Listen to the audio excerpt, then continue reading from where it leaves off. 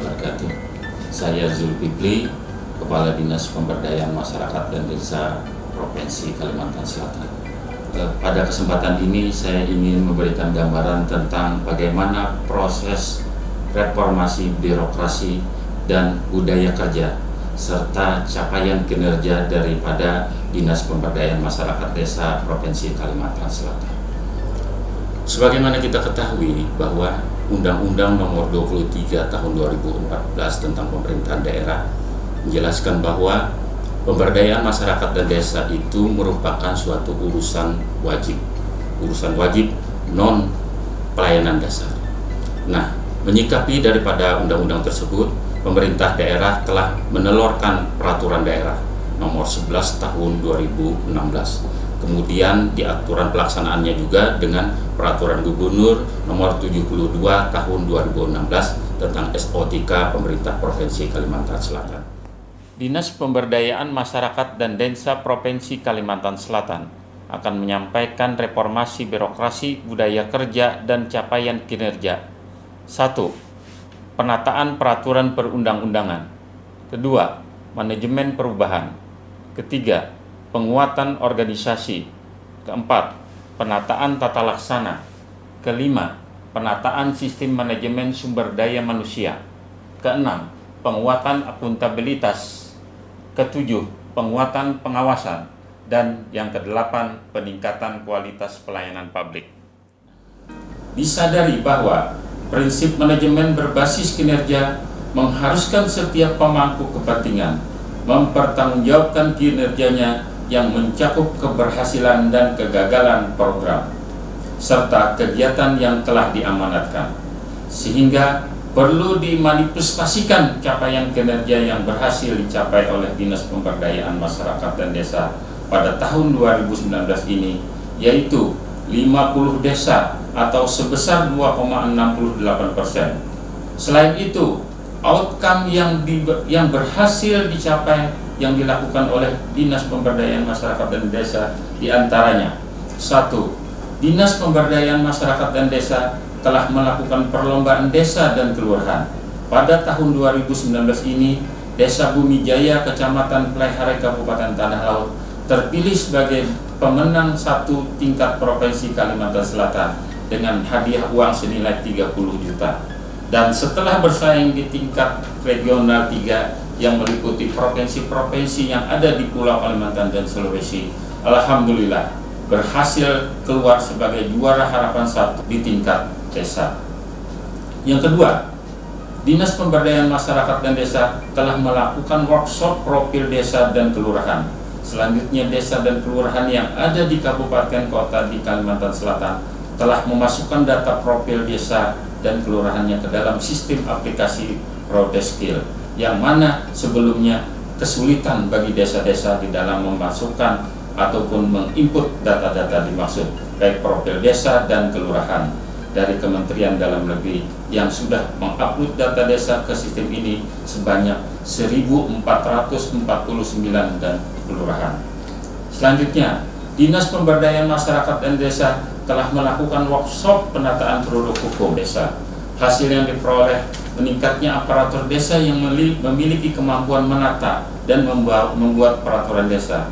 Faktanya adalah 90% sudah membuat dan menetapkan peraturan desa atas kewenangan desa berdasarkan hak asal-usul dan kewenangan lokal berskala desa. Selanjutnya, pengembangan ekonomi masyarakat yang dilakukan oleh Dinas Pemberdayaan Masyarakat dan Desa Provinsi Kalimantan Selatan dilaksanakan melalui upaya pengembangan usaha ekonomi desa dengan pembentukan dan pengembangan badan usaha milik desa atau BUMDes. BUMDes dibangun untuk mengelola potensi yang ada di desa secara kolektif dalam rangka meningkatkan kesejahteraan masyarakatnya. Maka dari itu, BUMDes ini menjadi kekuatan ekonomi baru yang ada di pedesaan. Sampai tahun 2019, sudah ada 154 BUMDes yang sudah dapat menyisihkan keuntungannya kepada desa dalam bentuk pendapatan asli daerah. Jumlah pendapatan asli desa yang didapat dari hasil BUMDes berkisar antara yang terendah 18 juta sampai yang tertinggi mencapai 530.654.000 rupiah. Hal ini tentu saja menunjukkan potensi yang ada pada BUMDes desa bisa turut serta mewujudkan kemandirian desa di Kalimantan Selatan, di mana jumlah BUMDes yang terbentuk saat ini sebanyak 1.268 BUMDes. Mengingat dahsyatnya keberadaan pasar desa, pemerintah daerah Provinsi Kalimantan melalui Dinas Pemberdayaan Masyarakat dan Desa menjadikan pasar desa sebagai program prioritas melalui pelatihan pasar desa, agar pasar berfungsi dalam meningkatkan taraf pelayanan dan tingkat kesejahteraan perekonomian rakyat di desa. Untuk itu, desa sangat perlu diberikan pembinaan dan pembimbingan secara baik, komprehensif, dan progresif. Yang lebih utama, pengelolaan pasar desa harus mampu menjadikan pembeli merasa aman dan nyaman melaksanakan transaksi jual beli di pasar. Pasar desa di Kalimantan Selatan telah terbentuk sebanyak 380 pasar desa. Kegiatan pembangunan badan jalan dan jembatan melalui Porla Karya Bakti TNI merupakan bentuk kerjasama antara pemerintah Provinsi Kalimantan Selatan dengan Komando Resort Militer atau Korem 101 Antasari. Tujuan dari kegiatan tersebut adalah untuk membuka akses jalan atau jembatan yang terisolir ataupun terpencil antara satu desa menuju desa lainnya.